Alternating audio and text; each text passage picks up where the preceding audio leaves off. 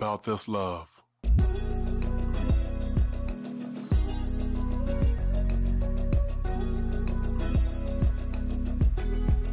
About this love. How you guys doing today? This is the About This Love podcast with your host Sherelle and my lovely husband Dale. Say what's up to the peoples. What's up? What's up, peoples? No, you're supposed to be like, what's up, peoples? You say how you say it. I say it how I say it. Okay, whatever. Anyways, guys, so I get the opportunity of starting off this podcast episode because you're always asking me, can you start it off? So really quick, I hope that you guys have been enjoying the fatherhood podcast shorts that my husband has been doing. You know, really rich content over there, and I think it's like 12 minutes, 15 minutes or less. Yeah, it's like 12 minutes. I consider it to be a podcast short. And I got the idea from the Disney movies, the Disney shorts you watch on Disney Plus. They're like 5 to 10 minutes long, you know, and like short movies. But that's where I got the idea from, to do a podcast short, because it's just me, and I didn't want it to be long-winded, so I just kind of touch on topics and speak about it briefly, and then the podcast is over. I mean, I love a Disney short, and they're very impactful. I mean, they have me in tears. But so, you know, you guys go check it out. It's in, you know, we have it on the same About This Love platform. So you can just type in About This Love, and I guess, you know, you'll scroll down episodes, and you'll see fatherhoods. Yeah, you definitely see it. So that's amazing. So now I think we should get to the topic of the day. You know, I really wanted to come on here and talk about our village and how we've lost our village. Yeah. You know what I'm saying? And what we are missing out on because we don't have a village. And so, you know, what I mean by that is, you know how the saying goes, like, it takes a village to raise children. I just feel like, you know, now that I am caring for 2 babies under 2 years old, I'm really starting to feel the lack of village, you know, the lack of care from others, and I'm feeling it. But then, you know, we do have those in our circle who thankfully, you know, can come over and just lend a helping hand, bring a meal, whenever they're able to. Yeah. Oh my goodness. Yes. You know, like really tailor their schedule to like helping out. But the days that, you know, they're not able to help out, or maybe the weeks or months that they hadn't been able to help out, I definitely can feel the difference. And one day I was just thinking, I was like, man, it really does take a village to raise children. Yeah. I was thinking, when I was young, we lived with my mother's friend for a while. And I remember she had 4 or 5 kids, and my mother just had me, and it was just me and my sister. My brother's older, so he was living in another state. But, it was like family, you know, like we had fun together. The same, if we act up, yeah, she spanked us, you know. She tore our behinds up. It was never really like, cause it's interesting, because now that I'm older and I realize that, you know, when you was a kid, you thought that was like your blood family. But when you get older, you realize, oh, there actually wasn't family, because we used to call them auntie. And even to this day, I still call her sisters auntie. But you realize that there actually wasn't your blood relatives, but because back then the culture and the community was that tight knitted, you know, that's just how it was, you know. Mm-hmm. Yeah, my mom definitely have some friends like that where it's like, oh, that's Aunt so-and-so, or, you know, that's my godmother, or, you know, I think in Asian cultures, they call older women auntie and older men uncle. I mean, I think it's all cultures. To an extent, you call somebody uncle or aunt if you're not related to them, but there's a sense of closeness to them. You know? Yeah, there's a sense of closeness. I don't think that in other cultures it has to be a sense of closeness, but you know, we can fact check that. Yeah. I'm just thinking, you know, on that note, like, who are you calling your family? It's funny because it's like I really wanted to focus on, or have the conversation around what we are losing when we are our own island. You know, we've become like an island in this world full of people. And it's like now we're trying to, especially with the pandemic, we're trying to find our people. We're trying to find who we connect with. And I think it's becoming so much harder because like we don't have no standard to build it off of. And I think social media doesn't really help, because it gives a false sense of community and a false sense of belonging. It kind of reminds me of like, it's not really the same, mm-hmm. but I think about like when I became like 13, 14, 15 years old, a lot of my close friends began to join different gangs. Some of them was Crip, some of them was Blood, some of them were folk. And I just remember, it's funny because I remember, as I began to grow up, I was like, nah, I don't, because certain ones would ask me or try to recruit me. I said, nah, I don't really want to, join a gang. Back then, my reasoning was it was very shallow. But it was like, well, I like the idea that I can't wear certain colors, or that I have to wear a specific color or a certain color. Nah, I'm cool. So I wasn't really down with that. But what I saw was that, certain friends, when we would be close together, they began to be divided because of, one of them was a Blood, one was a Crip. And I will say for some of them, that wasn't the case. But for a lot, that was the case. So when it comes to Facebook, going back to Facebook, I feel like it offers a false sense of belonging, because it's like, yeah, you somebody friend, or you're part of this community, till you say something somebody don't like, and they straight flame you online, and everybody going off on you. You know what I'm saying? Because I think that happened to me a few months back. It's crazy. Like T-Mobile had released a home internet device. It's dirt cheap. By the way, I'm not advertising for them, but if you someone who just surfs the web and streams videos, on your TV or laptop, I would definitely get it. It's cheap. But I was a part of a T-Mobile home internet Facebook group, and I think after about a month of me trying it, I was like, well, I like it. It's good, but I can't game on it, so I don't want to really, I don't want to use it anymore. And I left my review on that page, and Bam was just beginning to go in on me. Nah, I don't know what you talking about. I use it in that game. Well, I don't know where you live at. I'm like, dang. And Bam was like, man, you lying. Show me your speeds. And I was like, I mean, is it that serious? Like, I mean, me, I'm like, my wife know I'm kind of laid back. I'm like, first of all, like, it's not that serious. Like, I tried it for a month. It didn't work for me. I'm glad it works for you. But my point is that that's what these social media groups do. They offer you a false sense of belonging or a false sense of community until you say the wrong thing, and they straight flaming you or going off on you, versus real community, a real family. We talk about it. We respect each other's ideas and views and opinions. Like, you know what? I don't really rock with that, but if you do, that's cool. I'm glad that works for you. You know what I'm saying? So it's like, I think that's what I've really seen. And earlier this year, we had Dana and Rose on our podcast as well. And we also mentioned that as well, with just how social media can oftentimes give off as a false sense of community, but it's really not, So just when you talk about community, that's what I was thinking about. Just how nowadays just people try to replace the real and the tangible with that online stuff. Oh yeah, for Twitter sure. fingers, you know what I'm saying? No, for sure. I mean, I've seen a lot of, like, for me, like, I'm in mom groups, and I've seen a lot of women post that, like, share pictures of, like, maybe a girl group going on a vacation, and they're like, man, I wish I had 5 good girlfriends to go on a vacation.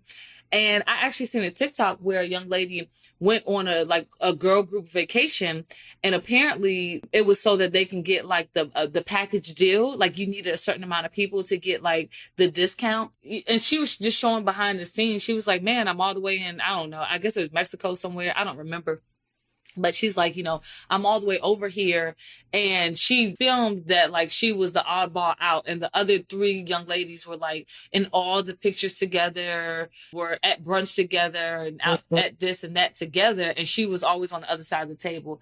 Granted, that could have just been, how she, set it up to look. Or took the pictures, yeah. Yeah, or took the pictures. But then again, at the same time, I think there's some reality to it, because we so want to like have this girl group and have this family, or, do these amazing things, but we're willing to do it with people that we don't know and that we hadn't built anything with, and we're not willing to build anything with one another. Not truly. And I think that social media has really like robbed people of that. Like, when I talk to like younger people, like early 20s, mid 20s, to me, they seem so socially awkward. It's like, and sometimes I remember sometimes like I would ask people at my job, I'm like, yo, why is it that when me and you text, you can hold a conversation, but in real person, like, you really don't seem like you can hold a conversation. And then I realized that people are just socially awkward. And I think this is the effect of social media. And even now, like, sometimes I don't think you realize, like, the effects of social media, because when I was growing up, going to school, riding the bus, we talked the whole ride to school. We talked the whole ride home from school. Yeah. And nowadays, when people get on the bus, it's like everybody got on headphones, everybody in their phone, ain't nobody talking to nobody, ain't nobody speaking to nobody. It's like, and I feel like, so when you actually do get the opportunity to be around people, not for everybody, but for some of us, they're socially awkward. It's like, if you're not high or drunk or trying to smash somebody, you can't really hold a conversation with them. And to me, like even from my, it's just like I have neighbors that I speak to, but some of the neighbors that are younger, it's like, again, that they're socially awkward. It's like, you can't hold a conversation. Like, how you doing today, man? How's your day been? Like, somebody like 35, 50 years old, oh, I'm good, man. What's up? We're going day. You know what I'm saying? We get it, blah, blah, blah. It's like, but it's like people that's younger, they can't really hold a conversation with you about anything, or if it's about football or celebrity gossip or anything like that, that they can't really hold a conversation with you. You know what I'm saying? And again, I'm not saying this is the case for everybody, but I'm saying that the majority, but going back to community, it's like, yeah, like, how can you have a community when everybody is always on their phones? Everybody is always indulged in some form of entertainment all day long. Yeah. It's really hard to kind of find a common ground to be able to have a community with somebody. And I also would add that even nowadays with certain things on social media and the news and just internet news or blogs, a lot of people are fearful. So a lot of people are actually afraid to really be out like that as it relates to just like going somewhere and meeting new people. You know what I'm saying? Yeah, for sure. I mean, you know, the one thing I think about is how we are suffering because of it. Like with this pandemic, when it first kicked off, when everything first like shut down, it was almost like a ghost town. You know what I'm saying? Like, yeah, it was. And it was just kind of like, except the stores. Well, I mean, well, no, it was already crowded. Well, you know what? I guess because I had just had our daughter, I don't remember the stores being, oh yeah, you're right. They were overly crowded. You're absolutely right. But I don't remember that experience, I guess, other than the fact that there was a line outside, if they were even letting people in. But the one thing I was thinking about was how much we're missing out on. Like you said, you know, we're always indulged in some form of entertainment, but it's like, you know, if somebody's in a fight, if somebody is drowning, like in the middle of a flooded street, it's kind of like, ooh, let me pull up my phone and post this, instead of like, let me get out and help the person. Like, do I have the resources to help them? And I don't think we ever stop and think about that, because we're so self-indulged that, you know, we're failing, they're failing. Like, I mean, I would love to be in a space with people that I love, people that I have relationship with, to be able to put our finances together so that maybe, you know, you and I could pay off debt a lot quicker, or won't have any debt, or and that's just one aspect of it. You know, the other things is like coming together and cooking a meal, so it's not all on one person. You know what I'm saying? Yeah. It's not all on just one person every night cooking a meal, this and that. Like, I have a friend who, I mean, she's in another country, but she jokes with me all the time. You know, she's like, well, I have help. I don't know how you're doing it without help. Like, I have help and I'm still tired, and you don't have help, and you're over there being superwoman. And I'm like, I'm not being superwoman. I'm just thankful to my husband that when he get off work, that it's just kind of like, let's just get into it. What I need to do, I need to grab a baby. I need to change a diaper. I need to cut the grass. I need to wash a dish, you know, and I think that that's a part of it. But then also too, like today, I called my mother and I said, hey, Mom, can you please come over? Like, hey, I'm tired. I've been up, you know, all night with the baby. For whatever reason, he's not sleeping. Please come by. And then like she was coming by, but then my friend was like, hey, I'm in the area. Can I come by? And I was like, oh my goodness. Yes. Hold these babies. And I got so much done. My house, our room actually felt clean. You know what I'm saying? Like, and I know I didn't get to every single little thing, but it's just like, when you have that village, you don't have to hold the baby and cook a whole meal. Do everything on your own, Yeah. I mean, and also too, you don't have to worry about paid, like that paid service. You know what I'm saying? Like yeah, when yeah, you're paying for yeah, help, it's a little bit different yeah, because they don't know your heart and they don't really love you the way like your mother or a yeah. friend would. And sometimes it's not really what you know, it's who you know. Because oftentimes people know I discussed on previous podcasts before, time and time again, that I work for the railroad. And sometimes when new hires come in, we're like, well, how'd you hear about the job? Well, so and so is my neighbor, and that's my uncle's friend. You like, oh, so you got hired because that's your uncle is neighbors with the guy who works. It's like that's how it happens. It's not what you know, it's who you know, and you realize that people are really like when you get hired with the railroad. Like one of the sayings that they have in the railroad is that people who get hired on the railroad is either somebody's neighbor or somebody's cousin, nephew, son, or sister, or somebody.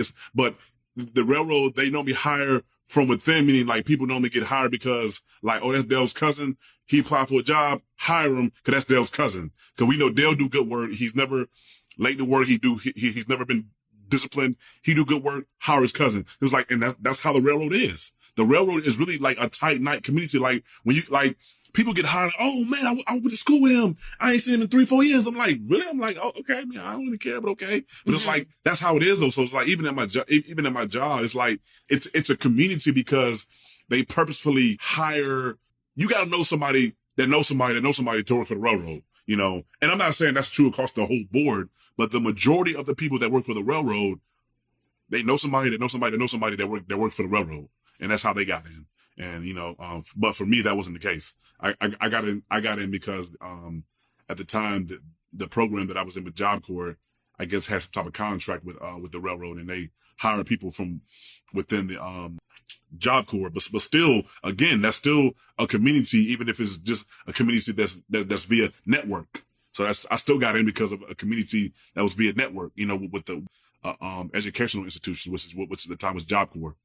Yeah, what it made me think of, you saying that was, is the relationship of Paul and Timothy, where it's just like, I'm sending him to you. Treat him as if he was me. Exactly. And it's like, in so many different instances, because, you're walking with this person, you can actually vouch for them. You can say like, hey, like so-and-so has a business and their business can fulfill a need that you have. Tell them I sent you. Yeah. Tell them I sent you. Dale sent you. That's a refer a friend. Yeah. And it's kind of like, we say it, but where does that come from? Refer a friend, tell them I sent you, or, you know what I'm saying? Yeah. Yeah. One of my buddies is a mechanic. He also works with me as well. And sometimes I'll give people, I say, hey, is it cool if I give this person your number? You're like, yeah. Or I'll just give them his number. I know he don't care. And I'll be like, hey, just tell him Dale sent you. And they'll be like, yeah, I'm so-and-so. And he'll be like, did you send somebody to me? I'm like, yeah, I did. He's like, okay. I just want to make sure because they mention your name, and he'll normally give them a pretty fair price because I sent them. And it's like, yeah, that's how it happens. That's having a community, but I just think that, one of the levels that my wife is speaking to is just like on a personal, I will say like, that's one of the things I feel like, the American culture is actually doing, it actually does or has done is separated us. Since I've been to like co-workers' homes, I've been to people that I know homes, I have family members that I've been to their home, and I'm thinking like, wow, this is a huge house, and it's just you and your one kid in this huge house, and it's like, we've become like so independent. And yes, independent, but we also want to have our individual identity. Yeah. So, throughout our marriage, I said, man, it's funny because when I was young, we was poor and we didn't have nothing, and it was a whole house packed. But now you see people who got big houses and them joints is empty. And I'm not saying they're empty, but I'm just saying like the ratio to the size house versus the people, it don't really add up. And it's like when I was a kid, we had a small house and it was packed, in the rooms, with the rooms and kids and people. But it's like, that's just goes back to speaking to that. We don't have a community anymore. That the fact that somebody could have a nice size house and it just be them and their kid or them and their kids, just like, to me, that's kind of bizarre. It really is bizarre. But I understand, and I understand that people have the right to, things like that. Because one of the things that me and my wife have said over the years, and we've even prayed, is that, Lord, we know that we have a nice size home. If there's anybody that you would like us to to shelter for a season, let us know. You know what I'm saying? Because I don't want to be that person that has a nice size home, but when people, nah, man, you can't come here. You know what I'm saying? Of course, that would take, prayer and discerning and just kind of filling people out, because I do understand that you don't want anybody to come in your house, For sure. What I was thinking about was growing up, my mother, like every summer, we always had like added kids. We literally, for an entire summer, we literally had one or two other people with us. And so I guess in a sense, I've adopted that mindset where I'm just like, oh, you have one child or you have a child, well, they can come over. Like I'll definitely I'll go and get them. And it's like, yeah, because the more kids you have, like they entertain themselves. Yeah. I can watch them, like, yeah, I think our cousin daughter, I was like, yo, let her come over more, shoot. Exactly. Keep our son entertained. I mean, well, yeah, keep him entertained. I mean, he also plays with his siblings, but I'm starting to see the difference with that too. When it was just him versus like now that his siblings are on the scene, it's like they just watch each other, have fun. I could just kind of go over to the kitchen side. It's a open living room and kitchen setup. So I could just walk over to the kitchen and ain't nobody looking for me because they're in the same space playing together. So I definitely can see, the benefit of having kind of like more than one in the room. And I'm just like, hey, I mean, like, of course, they're all going to pull on you for one thing or another. And it may feel like you don't have a break. And I know that that's some people's mindset, but like, I'm telling you, my mother always had a child or two with us. Like during the summer, it would be rare. I don't think we stopped having people over for an entire summer until, I don't know, I believe she had gotten a different job and it required more of her. Like they weren't. Yeah. And then also laws changed. Like kids weren't allowed to be home alone. Like growing up in the 90s, there was a lot of latchkey kids. That's not true in Maryland. I think the age is like 7 years old in Maryland. Really? That you could be home alone? Yeah. I thought that was riding in the front seat. No, I looked it up recently. Oh, good. Because I had said something to somebody, and it was like, well, let's look it up. And really, it was me and you. It's like 7 years old. Yeah. Yeah, I was watching a YouTuber. Which I don't understand, but it's like, I mean, because people are like, well, you leaving your kid home by yourself? Call the police. Oh, you can't. They can't do anything because he's over the age of 7. Well, I mean, and we hadn't left our children at home. No, we haven't done it. I'm just saying, like, sometimes when you see things like in our old neighborhood, we would see kids who would get off the bus, who would let themselves into their home. And you're like, how old is that kid? Yeah. But again, the Maryland law is like 7 years old. So it's like, if they're 7 years old, I mean, again, I don't think that's old enough because of the mentality of children. But it's like, if the kid gonna be home for 15 minutes before mom and dad get there, I understand. Yeah. But again, that speaks to not having a community. Yeah, because, if, you live with your parents or your parents live with you, because there's clearly a difference, somebody could be home to receive your children. I mean, have dinner ready when you get off of work. You know what I'm saying? Like, as far as like, an older parent, and also split the bills. Like, I mean, it's not all financial, but I'm just saying it would make a huge difference in the way that you operate. Like I was watching, I forget if it's Money Matters or something like that on YouTube. I think CSNBC or something like that, do those kind of like, shorts on YouTube. They interview millennials who actually, it's millennial money, who actually like make or have saved like a substantial amount of money. And they're millennials. They're our age. They're very young. And so they're like, well, what's your secret? How'd you do it? And so this one woman in Virginia, she was like, well, I started my business and I paid off my sister's college because my brother paid off my college. Guess what? She lived with her parents. That's how she's able to do those things. Yeah. Starting a business, she ain't hurting her. It's not hurting her pockets. You know what I'm saying? Because it's like, well, I mean, I ain't gonna move out till I get married. So Or maybe, we'll all live here until we get things situated or whatever. And I tell my wife all the time, that's actually how I want my kids to be. I don't want my kids to leave the house until they're married, because in doing so, and I was talking to this with my coworker, I think Monday or Tuesday, we was having this conversation, and I was like, I want my ceiling to be my kid's floor. I don't want my floor to be their floor. I want my ceiling to be their floor, just metaphorically speaking. Because for a lot of us, our parents' floor was our ceiling. What does that mean? Meaning that we didn't start off any more better in life than they did. In fact, we probably started off worse than they did, because we may not have had the financial literacy and made poor decisions. Like when you were saying you had school loans and you didn't pay them out for like 2 years and ended up going building interest because you didn't know. So you actually ended up more than negative. So instead of starting on ground zero, I want my kids to start on ground 100 or 700. I don't want them to start on ground zero. I started on ground zero. You're going to start on ground 800 or 900, not zero.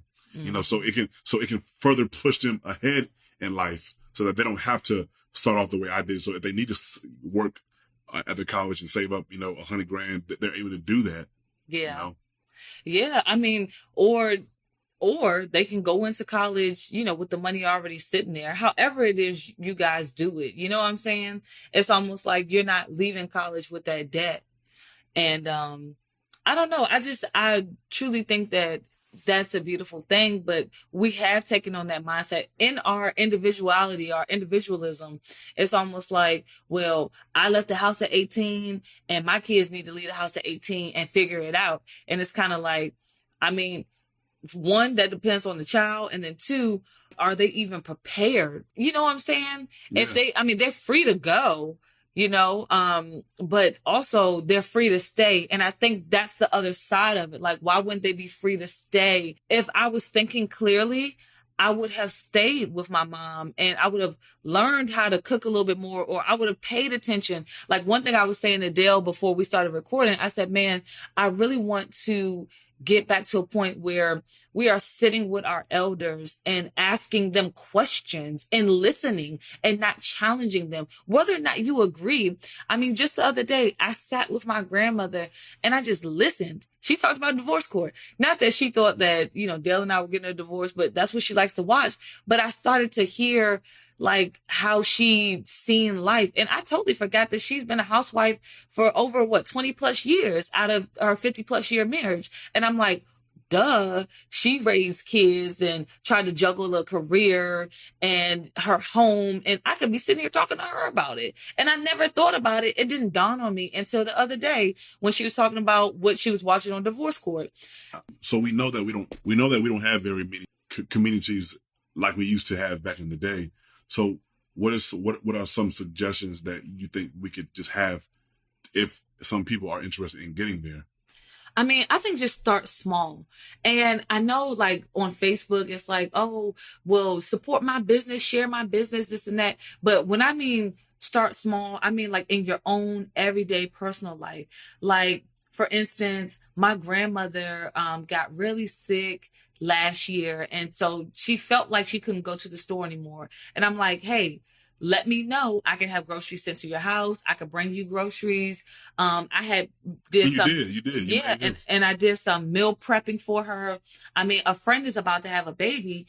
So I'm like, hey, I'm going to be in the area, this day, that day, this day. If there's something you want to eat once you drop this baby, or even before you drop the baby, definitely let me know and I'll make double portion.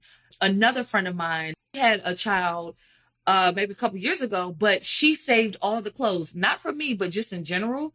She gave me all of those baby clothes. We didn't have to buy nothing for the first year of our daughter and our son's life, other than, of course, diapers and things like that. But that's the stepping stones. Like, if no one's doing that for you, start doing that for somebody else. Start like shared services. Like, hey, you got 2 kids, you bring them over here one Friday. The next week, I bring my kids to your house the next Friday. We just do that, for the next 25 years. I'm sorry, 10 years. But also. I'm sorry, you gonna drop your 25-year-old? Yeah, that's another conversation. Like, yeah, he trying to marry your daughter. Yeah, go ahead over there, son. Get your Mac on. Oh, no. But one of the things that I I was thinking about is that the other day I was watching a video on YouTube, and the guy was saying, what's the difference between a leader and a manipulator? He said both can get people to do what they want them to do. He said, what's the difference? He said a manipulator is fueled by how can what you do benefit me? He said versus a leader is I'm trying to get you to do this because it's going to benefit you and I don't get nothing out of it. Mm-hmm. And so I think about as a community, it's like, well, in order for us to have a community, it's like I have to have a mentality that what can I do that can benefit Sherelle, even if I get nothing out of it, you know, like seriously, because like when your friend gave us the clothes, we paid her some money, but she wasn't even expecting, like she didn't do it for that. And we knew that, but it's like, hey, this is a lot of clothes. If we had to go to the store right now and buy what you just gave us, it'd have been some bread. So here's some money because we appreciate that. You know what I'm saying? But she didn't do it for that. She didn't do it to get anything in return. But it's like, but that's what I mean. Like just doing things for people and you don't really look for anything in return. You know, if I get something, that's fine. But I feel like oftentimes in today's world, people are just selfish. Like, yo, if I help you, I'm getting something out of it, or I'm not helping you. And I just feel like that's not really the way you build a really good, solid community.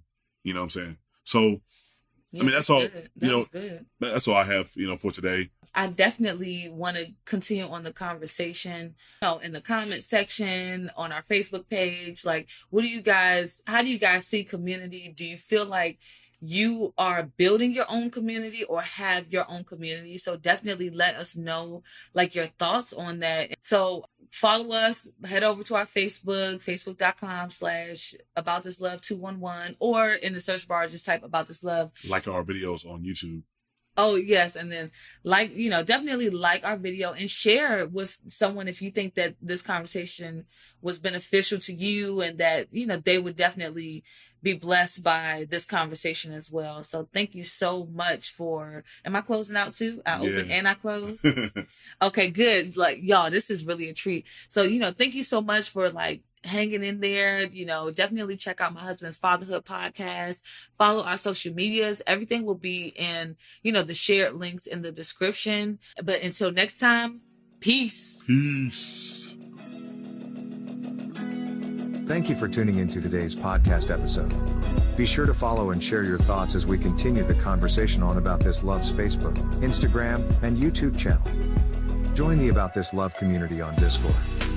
The ATL podcast episodes can be found on all podcast streaming platforms. If you've enjoyed today's conversation, please consider submitting a donation via PayPal or Cash App to keep our podcast going. Click on the link below to find our podcast and social media platforms. Thank you. Until next time, peace.